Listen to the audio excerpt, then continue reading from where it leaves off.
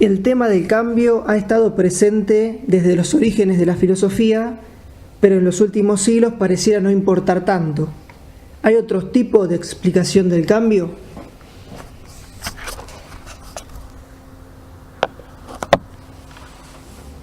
Para responder a esta pregunta podemos abrir dos líneas de consideración.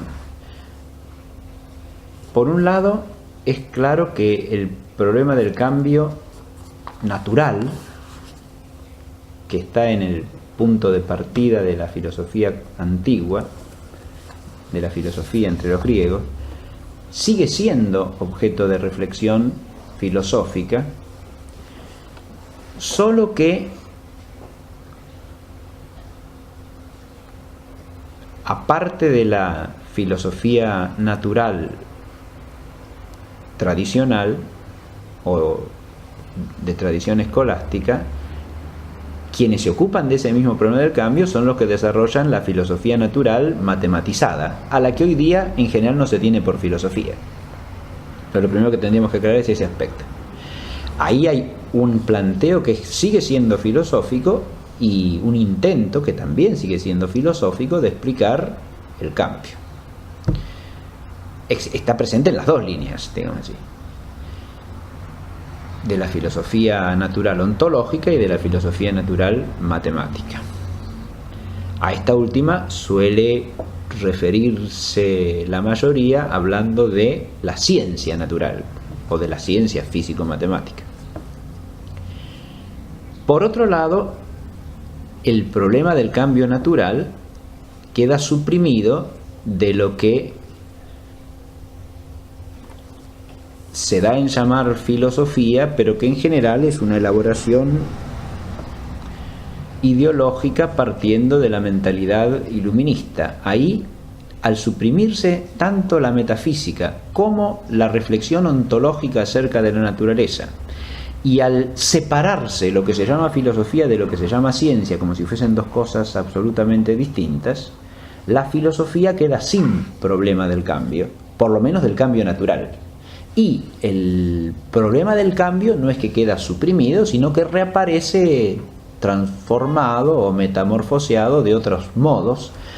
Y yo diría que incluso ni siquiera se lo plantea auténticamente como problema, sino que también se lo postula en algunos casos como algo universal que afecta a toda realidad, incluidas las esencias mismas, como pasa con Hegel, en lo cual el cambio es la base de toda realidad, porque todo queda hecho algo a partir del cambio. Eso replantea el problema del cambio en otra instancia, pero es una instancia a la que también hay que hacer frente desde el punto de vista filosófico. Si nosotros vamos al primer aspecto, el cambio desde el punto de vista filosófico es un problema que sigue vigente, insisto, primero en la filosofía natural ontológica, y ahí se lo enfoca desde categorías que son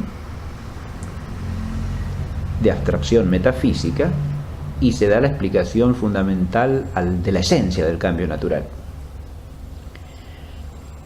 Pero también en la filosofía natural matematizada el problema fundamental sigue siendo el cambio. Ahí de lo que se trata es de explicar aquellos aspectos del ente móvil que caen bajo el objeto formal quo de una filosofía que se resuelve en principios físico-matemáticos, o sea, en principios de orden físico, pero que se sirven de conceptos primarios de orden matemático.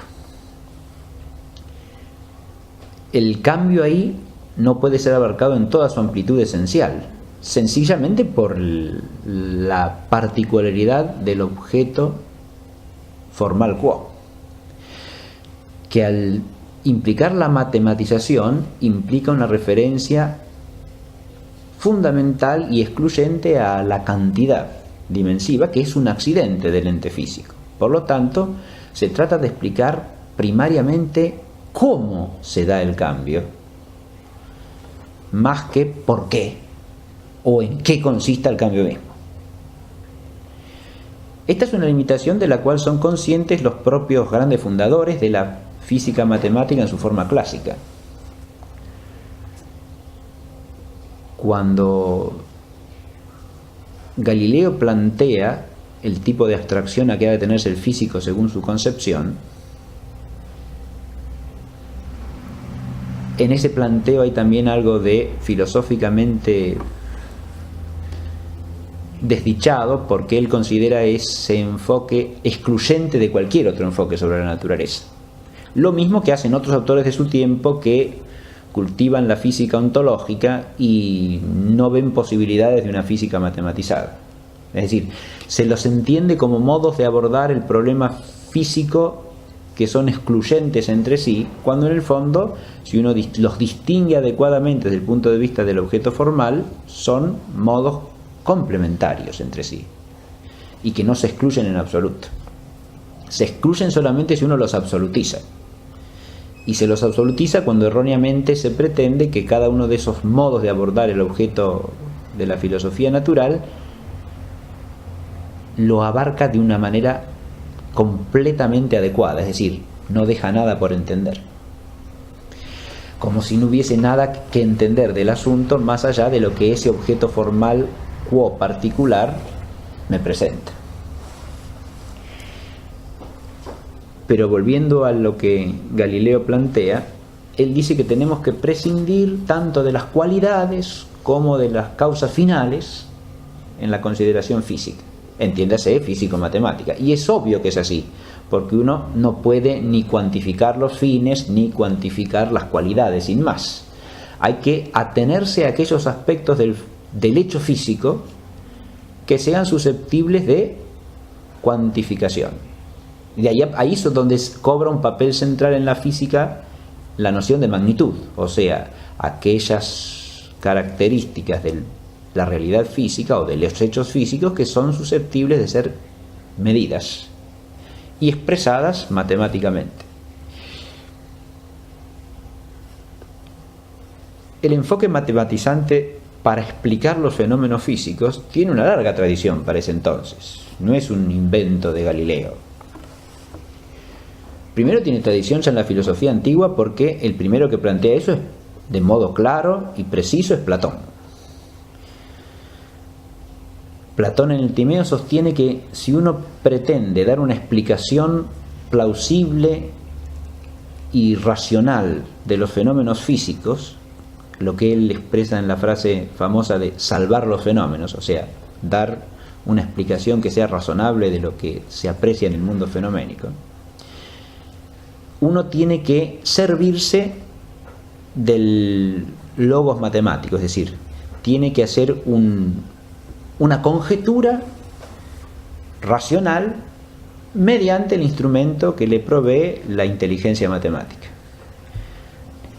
Recordemos que para Platón el conocimiento matemático es un conocimiento intelectual intermedio entre la doxa, que se corresponde con el mundo físico, con los fenómenos, y el conocimiento de lo que es en sí,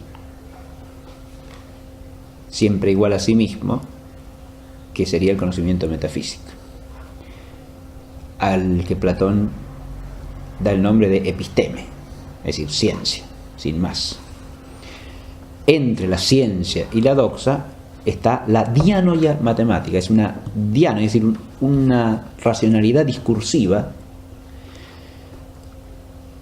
que no llega a la esencia como tal, pero tampoco permanece meramente en los fenómenos. Es una instancia intermedia, y eso es el anticipo de la doctrina aristotélica de los tres órdenes de saber teorético, ¿no? Físico, matemático y metafísico o filosófico primero. En esto hay una coincidencia fundamental entre los dos.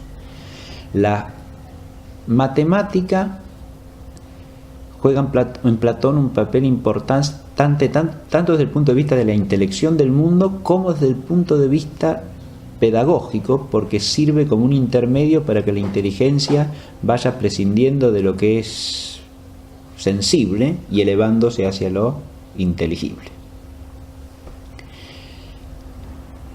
Volviendo al tema de su aplicación en el conocimiento de los fenómenos físicos, Platón está planteando allí un tipo de enfoque que tiene una gran vigencia a lo largo de la historia y la sigue teniendo hoy día. Él no pretende entender lo esencial del mundo físico mediante estas explicaciones, sino, como dice la expresión, salvar los fenómenos, es decir, explicar la correlación entre fenómenos a través de una hipótesis o conjetura que nos permita dar cuenta de lo que se ve. Sosteniendo al mismo tiempo que eso no puede pasar nunca de la condición de doxa, es decir, de conjetura. Y es claro que si se tiene en cuenta, por un lado, su comparación con la episteme como conocimiento de lo que es en sí mismo, de lo esencial, con lo que no lo puede identificar en absoluto, y el carácter de explicación de unos fenómenos por otros que él le da a esa doxa con razón o doxa razonada, que sería el conocimiento físico-matemático. Si uno tiene en cuenta estas dos cosas, su sentencia es absolutamente razonable y diríamos hasta objetivamente correcta. Y no se opone, no se contradice propiamente con la idea de Aristóteles de que sí puede haber una ciencia de lo físico, porque Aristóteles, al sostener que hay una ciencia, o sea, una episteme del mundo físico, se basa en que las cosas físicas también tienen determinaciones esenciales y en la medida en que las captamos podemos tener ciencia de lo físico. Platón no está diciendo que no puede haber ciencia de lo físico si es que llegamos a lo esencial de lo físico. Está diciendo que no puede ser ciencia una conjetura que se limite a ser una correlación explicativa de fenómenos. Y en eso parece ser sensata su sentencia. En Platón aparece un tipo de explicación matematizada del mundo físico. La otra es la que suele asociarse a la tradición pitagórica, que también en parte puede haber influido en Platón, pero el pitagorismo tiene una visión distinta desde la raíz, porque en el pitagorismo el número constituye la esencia del ente físico. De manera que si nosotros captamos lo cuantitativo, estamos captando lo esencial. Esta es una perspectiva totalmente distinta a la platónica. En Platón se puede aplicar lo matemático al ente físico, pero no partiendo de que la cantidad sea la esencia del ser físico, sino que las determinaciones matemáticas se dan de alguna manera en el ser físico, sin aclarar cuál sea esa manera. No pretende que sea lo esencial del ser físico. En cambio, la tesis pitagórica desde el vamos parece ser esa, ¿no? Es decir, que el número es lo que constituye esencialmente a la realidad física. Explico estas dos visiones porque los filósofos de la ciencia física y los historiadores de la ciencia física siguen discutiendo, es una discusión que se ha desarrollado a lo largo del siglo XX entre los eruditos en la materia, si Galileo se inspira básicamente en el platonismo o en el pitagorismo, ¿no? Y hay opiniones de diverso tipo a este respecto.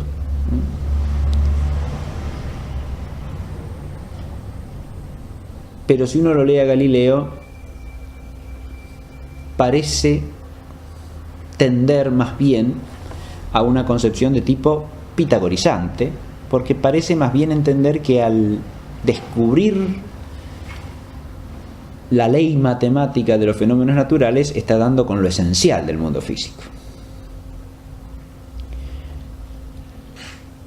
Y adviértase que en eso hay una perspectiva claramente filosófica, ¿no? No se puede decir que sea otra cosa.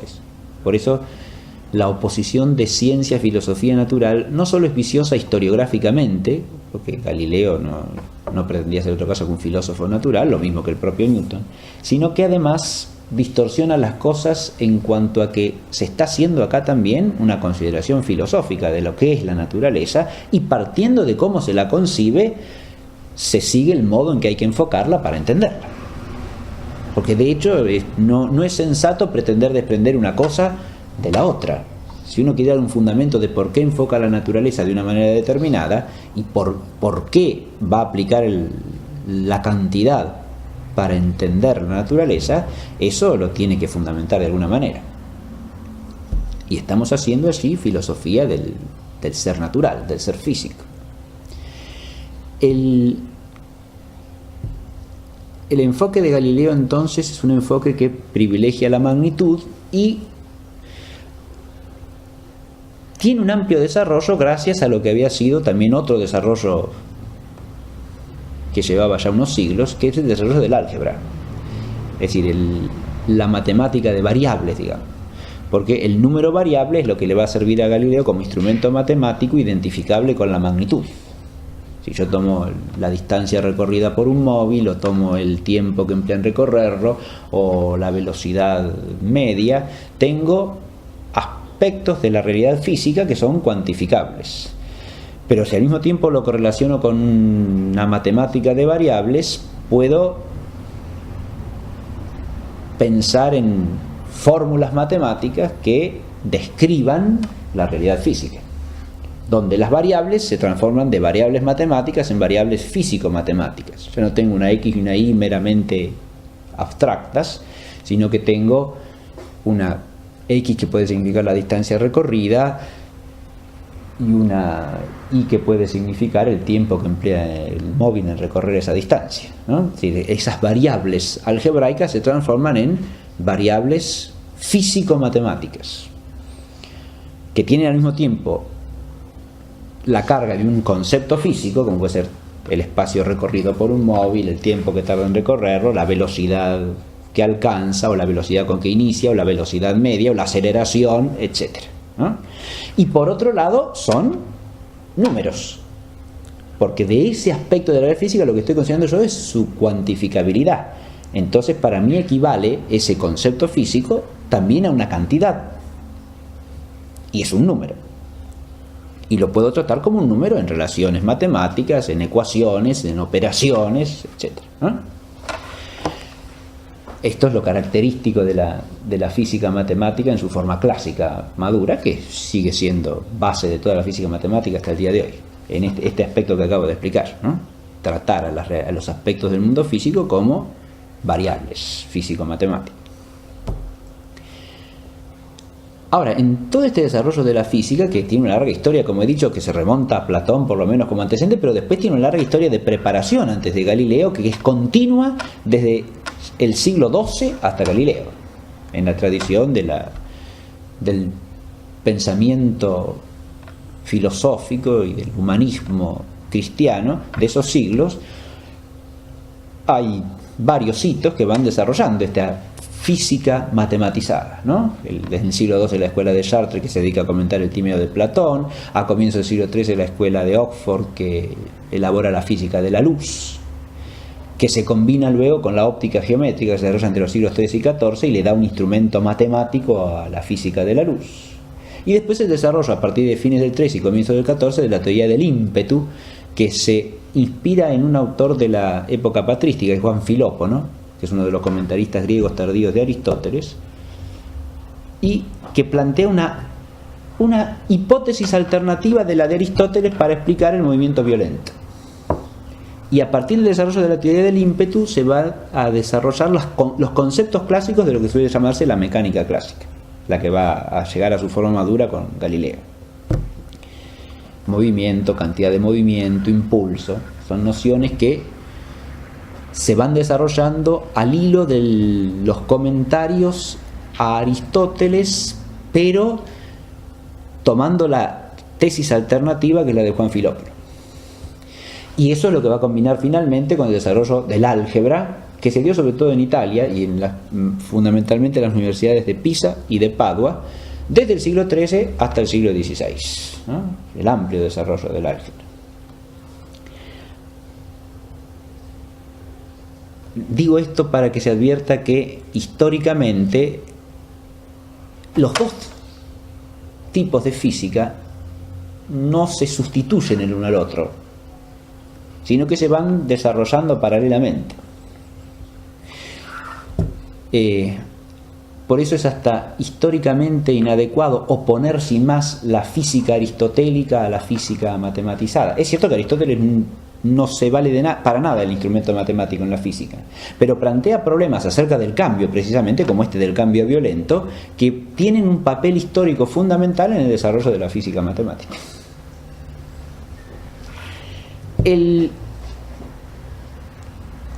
El otro aspecto que no siempre se destaca con suficiente énfasis es el principio aristotélico de que el conocimiento de la naturaleza parte de la experiencia, y que es la base de toda la física occidental, sea la ontológica, sea la matemática.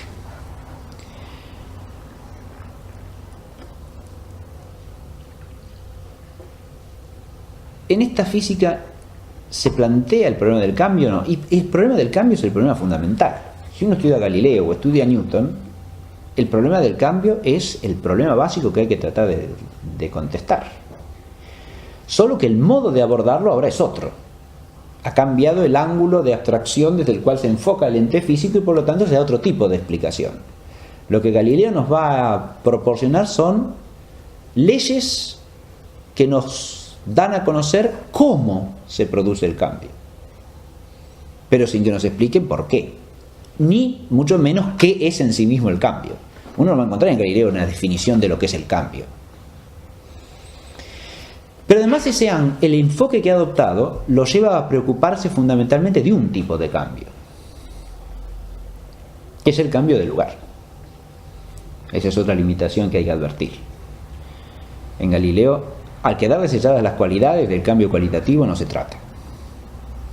En la física. Al concentrarse todo en lo cuantitativo, ¿qué tipo de cambio queda? El cambio cuantitativo, propiamente dicho, tampoco cae bajo su objeto propio, porque el cambio cuantitativo, como ya dice Aristóteles, en sentido estricto, es propio de los seres vivientes, y Aristóteles no se ocupa de los seres, Galileo no se ocupa de los seres vivientes, se ocupa solamente de la física general, de los cuerpos inertes, ¿no? De una problemática del cambio de carácter general y no del cambio propio de los seres vivientes. Ahí ya tenemos que ir al problema del cambio en la biología, que sería otro aspecto que hay que considerar. Pero en la física general, el cambio cualitativo aquí desaparece. Pero desaparece porque prescindimos de las cualidades, ¿no? Nos quedamos con lo mensurable, es decir, con las cantidades, y podemos proporcionar leyes que nos den a conocer cómo se da el cambio, sea el movimiento uniforme, sea el movimiento uniformemente acelerado, ¿no? Esos son movimientos que por tener cierta regularidad tienen ciertas leyes de cómo se dan.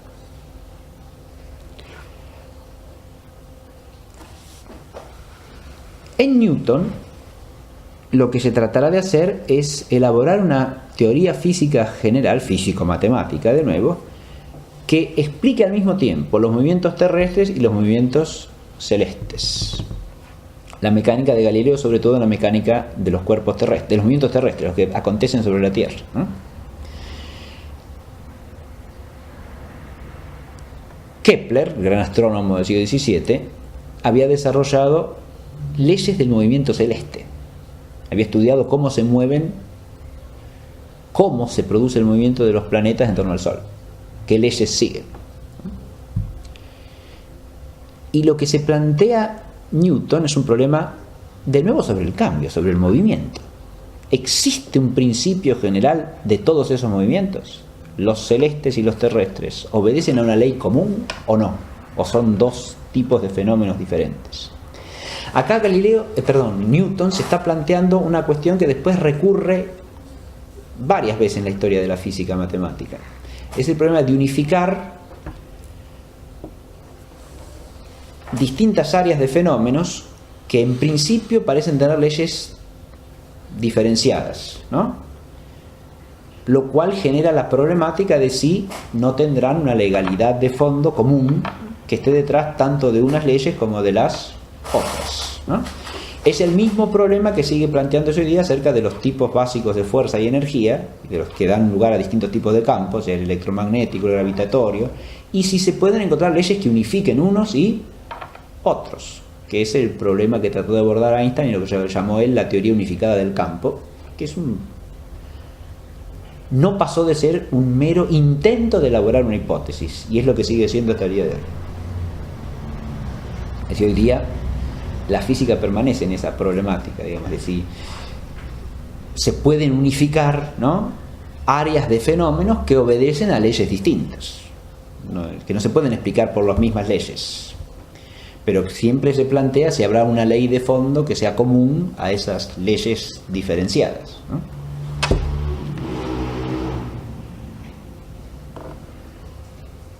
Lo cual, de nuevo, fíjense, nos revierte el problema de que estamos haciendo ahí filosofía, porque estamos tratando de encontrar un principio, ¿no?, que dé fundamento a las distintas leyes o principios parciales, ¿no? Es la misma pregunta de fondo, ¿cuál es la arjé, ¿no? ¿Cuál es la arjé de la física? Estamos planteando este problema, no estamos planteando otra cosa. Lo que hay que advertir ahí es que se lo está planteando desde un ángulo de abstracción que limita tanto el alcance de la pregunta como el alcance de la respuesta. Pero la problemática sigue estando plenamente vigente.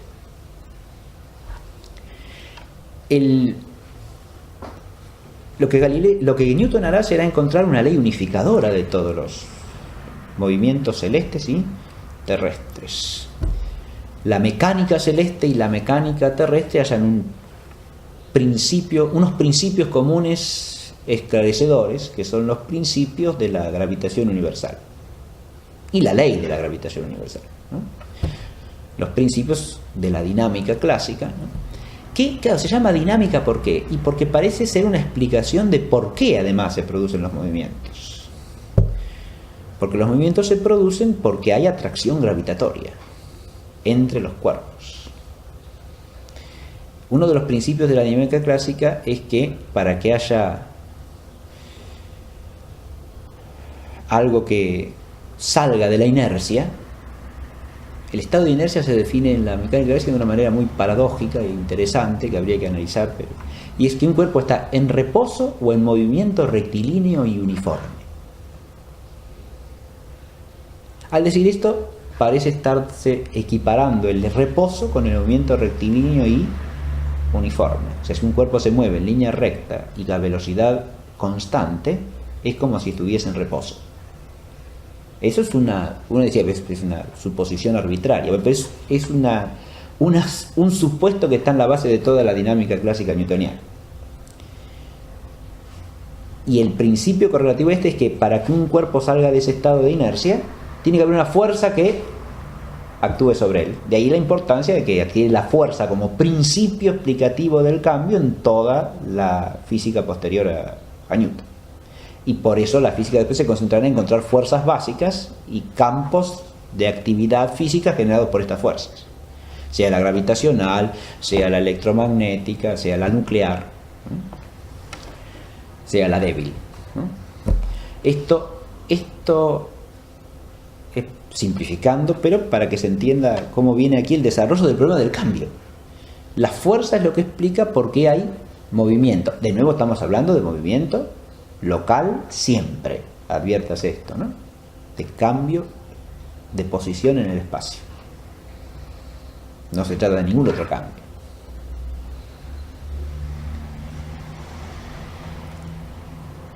El principio de la gravitación nos vendría a señalar de nuevo cómo se fundamenta con una ley común el conjunto de las leyes mecánicas. Eso sería en base a la ley de la gravitación. Pero al mismo tiempo plantea un problema. Y es interesante advertir que el propio Newton le pone un límite a la física matemática respecto de ese problema. El problema sería ¿por qué existe atracción gravitatoria? Hay una fuerza que saca a los cuerpos de su inercia. Es la fuerza de atracción gravitatoria. Ahora, ¿en qué consiste esa? ¿Y por qué exista? Dice Newton, sobre eso no puedo elaborar hipótesis. Entiéndase bien, hipótesis físico-matemáticas, y tiene toda la razón del mundo. Porque sobre eso ya no puede hacer. Si se pregunta qué es, ya eso no se puede contestar con una hipótesis físico-matemática, es obvio. porque que sea algo ya es una pregunta sobre su esencia. ¿Por qué los cuerpos se atraen gravitatoriamente? Si era una causa ontológica que también cae fuera de la competencia de la física matemática. Al mismo tiempo es claro que esas preguntas no se pueden evitar filosóficamente una vez que uno ha llegado hasta ese límite. Yo encuentro una ley, un principio general que me explica cómo son las cosas, pero me lleva a preguntar qué es eso y por qué existe. Que yo no pueda contestar a eso físico-matemáticamente, lo único que revela es la limitación de la filosofía natural matematizada. No es necesariamente una limitación de la inteligencia humana como humana, porque la inteligencia humana o la ciencia natural o la física o la filosofía de la naturaleza no se reducen a la ciencia físico-matemática de la naturaleza. Eso habría que preguntarse por otro lado, ¿no? Acá tenemos un problema que es... y que en cierta medida persiste hasta hoy día, que es la disociación de las dos físicas, digamos. Porque que sean distintas no quiere decir que tengan que marchar ignorándose una a la otra, porque si están explicando la misma realidad, tienen que ir unidas, no confundidas, pero sí unidas. No se las puede confundir, no se las puede mezclar acríticamente y hacer un sincretismo que sea un adefesio intelectual, pero sí relacionarlas constantemente, porque se trata de explicaciones de una realidad que es única. Entonces hay que ponerlas en relación una con la otra. El problema de la fuerza en la raíz de los cambios, o sea, de los movimientos en el mundo físico, insisto, desemboca en todo el desarrollo posterior, ya fuera de la dinámica clásica newtoniana, de la física, ¿no? Ahí hay que poner el desarrollo de teorías ulteriores, como son la teoría cuántica o la teoría de la relatividad, que de nuevo se siguen preguntando por el cambio. Están relacionadas además a problemas que en la física de Newton quedan solamente planteados pero no completamente resueltos, como el de la naturaleza de la luz, por ejemplo, o el de la naturaleza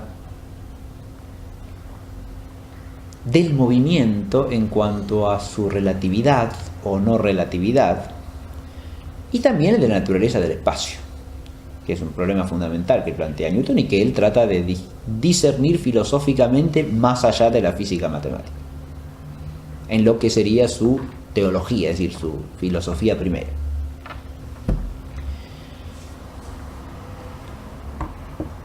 Ahí es donde va a tratar de contestar preguntas acerca de qué es eso que está en el límite de su física matemática.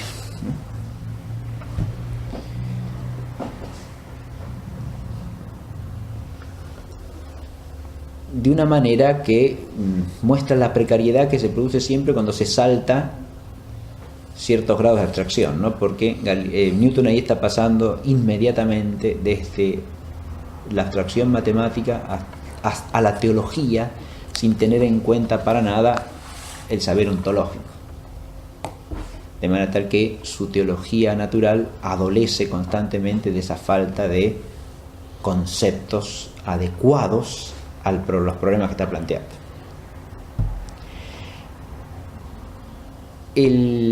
Con esto lo que quería mostrar es que el problema del cambio sigue plenamente vigente en la filosofía natural, pero voy a agregar una cosa más. En la filosofía natural sobre el ser viviente también pasa otro tanto, porque las cuestiones que hacen, por ejemplo, a la diferenciación de las especies, lo que suele llamarse la teoría de la evolución, ¿son también problemas de cambio o no?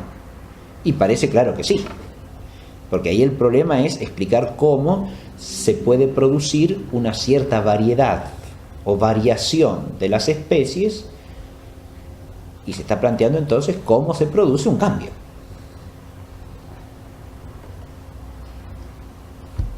También podemos preguntarnos por qué se produce el cambio. Y de hecho, todas las teorías que existen acerca de la variación de las especies tratan de dar razón del por qué, ¿no? Si es una adaptación al medio, si es un cambio que se produce por determinaciones genéticas, ¿no? Hasta llegar al problema de si lo genético puede variar o no puede variar, y en qué medida. Pero de nuevo sigue siendo un problema de cambio. ¿Qué es lo que puede cambiar y qué no puede cambiar en el orden del ser orgánico, del ser viviente como organismo, es decir, como ser organizado? Se trata ahí nuevamente de una física que enfoca al ser viviente bajo ciertas determinaciones precisas, y tampoco hay que darle un valor absoluto en cuanto que no aborda al ser viviente desde nociones ontológicas, sino bien desde nociones que son o fenoménicas o intrínsecas al ser viviente como viviente, o sea, de orden físico, que pueden tocar lo esencial, pero sin pensar en el ente viviente como ente, de manera que también son complementarias de la consideración estrictamente ontológica del ente viviente. Pero ahí de nuevo el problema del cambio, insisto, sigue plenamente vigente.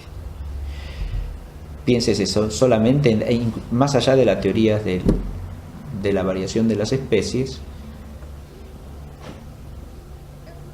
en la etología, por ejemplo, como estudio de las modificaciones posibles en el comportamiento de los animales en relación con las finalidades del ser viviente y también con el ambiente en que se encuentran, ¿no? Ahí de nuevo también estamos hablando de variaciones, de modificaciones, de cambios, que se trata de explicar. Con esto queda por lo menos en claro que el problema del cambio no se ha abandonado en absoluto y que sigue en pleno vigor, ¿no? Como problema básico de la filosofía natural en todas sus ramas y en todas sus formas, ¿no? Si culminásemos con el aspecto antropológico, también es evidente que ahí se sigue preguntando cosas sobre el cambio, ¿no?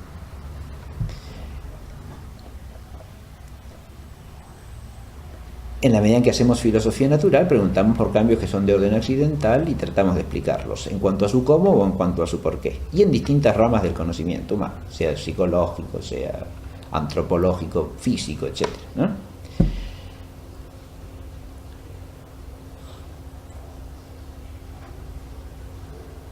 Pero al nombrar al hombre ya aparece con claridad, si se quiere, la otra línea de la reflexión que podemos hacer. El cambio natural ha tendido a desaparecer de todas esas elaboraciones que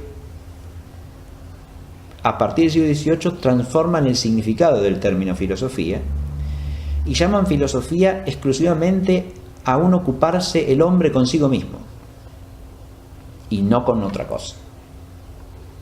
Si nosotros partimos de Hume y de Kant, la filosofía no trata más que del hombre, bajo un respecto, bajo otro respecto, el conocimiento humano y el comportamiento del hombre como comportamiento moral. ¿Y qué más? Y nada más. Se trata solo y exclusivamente del hombre, de la naturaleza humana, como diría Hume. Se trata del hombre conociéndose a sí mismo y nada más. La naturaleza en sentido clásico ha quedado abolida, porque ha quedado suprimido ideológicamente el ser natural. Solamente hay fenómenos, y de los fenómenos naturales se ocupa la ciencia, no la filosofía. De ahí viene la oposición entre el concepto de filosofía y el de ciencia, que no existe en toda la tradición. Oponer filosofía y ciencia viene de ahí, de esta reducción al mismo tiempo antropocéntrica y subjetivista de la filosofía a un ocuparse el hombre consigo mismo.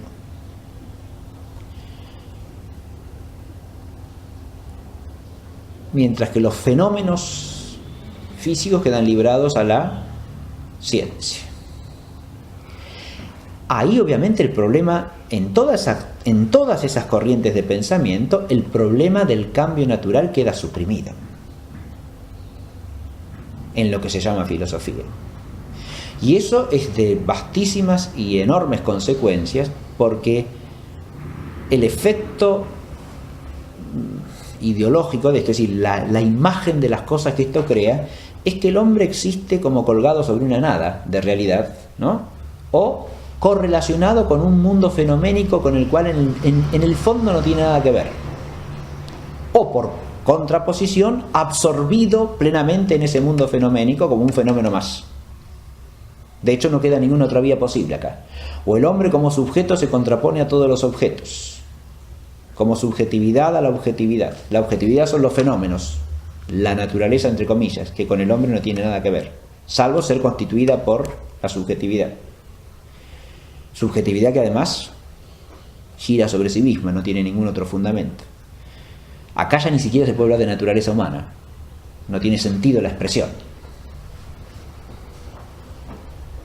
Y entonces el propio hombre, si esto se combina, esta base idealista, porque esa es la base de todo idealismo en sentido propio, esa reducción del hombre a subjetividad constituyente, si esa base idealista se combina con el historicismo, el tema del cambio vuelve a aparecer, pero afectando al hombre como un mutante perpetuo a lo largo de la historia, de donde viene toda forma de relativismo histórico con respecto a las cosas humanas. Y la esencia del hombre se transforma en algo históricamente mutante. El hombre es y no es. Es algo, pero no es ese algo al mismo tiempo. Es solamente lo que llega a ser en cada instancia, pero a su vez está llamado a llegar a ser otra cosa. Si uno esto lo considera desde el más elemental realismo ontológico, se está incurriendo en una contradicción manifiesta, porque se piensa al hombre como sujeto de un proceso en el cual el hombre no existe. Porque ¿qué es el hombre que cambia? Si yo digo el hombre cambia y el cambio lo pienso como sustancial, el predicado anula el sujeto. Es clarísimo eso, ¿no? Y no tiene vuelta. Si yo digo que el hombre se llega a ser hombre a lo largo del proceso histórico, ¿y qué es lo que había al comienzo? Algo que no era hombre. Entonces el hombre no se llega a ser porque al principio no hay hombre.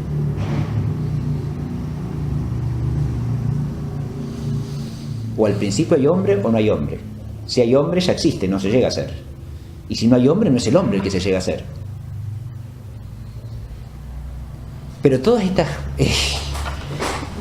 insensateces elementales obedecen a un esquema de disociación radical entre el hombre y la naturaleza, que es lo que está en la base de estos pensamientos y que quiebra lo que podríamos llamar la sensatez realista fundamental de la filosofía, ¿no? El problema del cambio natural hay que retomarlo siempre en un sentido realista. Y adviértase que los planteos que hemos recorrido de la física matemática o de la biología en nada se oponen a ese realismo del que estoy hablando. Más bien al contrario. Si se toma en serio esas afirmaciones de lo que se llama ciencia física o ciencia biológica, si se las toma en serio y en todo su peso, es porque son conocimientos acerca de la realidad. Si se los toma en un sentido cognitivo serio, quiero decir, no se los usa meramente como instrumentos para esto o para aquello, sin importar si son verdad o no.